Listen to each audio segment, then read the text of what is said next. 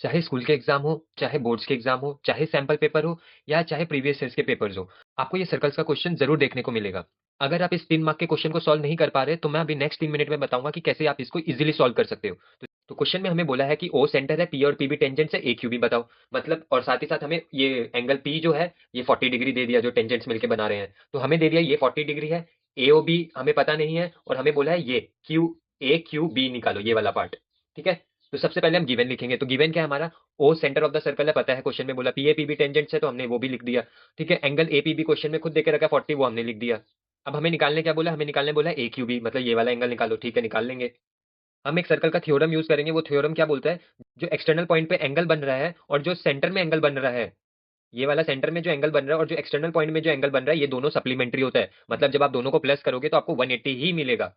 ठीक है, तो ये प्रॉपर्टी हम, ये थ्योरम हम यूज करने वाले हैं। तो the angle between the two tangents, जो अभी मैंने आपको बताया, ये drawn from external point is supplementary to the central angle subtended by the points of contact. ठीक है, तो मैं बोल सकता हूँ एपीबी मतलब ये वाला एंगल 40 डिग्री और एओबी ये जो सेंट्रल एंगल है, दोनों मिला के 180 होगा। तो एओबी का तो वैल्यू मेरे को पता नहीं है, लेकिन एपीबी तो क्वेश्चन में बोला है 40 है, तो मैंने 40 लिखा, सॉल्व किया, आंसर क्या है 140।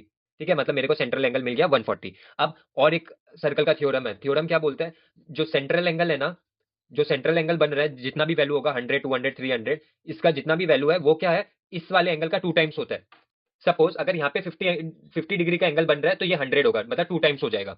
तो थ्योरम क्या बोलता है, जो सेंट्रल एंगल है वो 2 टाइम्स होता है। किसका 2 टाइम्स होता है, जो एंगल ये दो कॉर्ड्स बना रहे हैं। तो अगर आप देखोगे क्यू बी और ए क्यू कॉर्ड्स है, और कॉर्ड्स क्या बना रहा है आपका, एक एंगल बनाएगा यहाँ पे दोनों मिलके। ठीक है, तो ये एंगल का जो वैल्यू होगा ना, उसका 2 टाइम्स किसका वैल्यू होगा, इसका वैल्यू होगा। मतलब अगर ये 50 है तो उसका 2 टाइम्स कर देंगे तो ये वाला बीच का एंगल 100 हो जाएगा। तो अब ये बीच का एंगल, तो और अगर इसका उल्टा भी हो सकता है।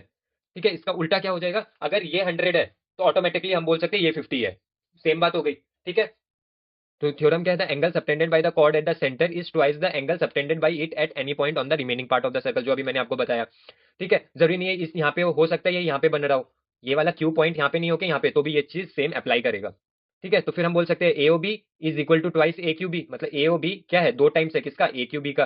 तो फिर एओबी का वैल्यू 140, ए क्यू बी हमें पता नहीं है तो ए क्यू बी रहेगा, इसको आप सॉल्व करोगे तो ए क्यू बी का वैल्यू 70 आ जाएगा। As simple as date.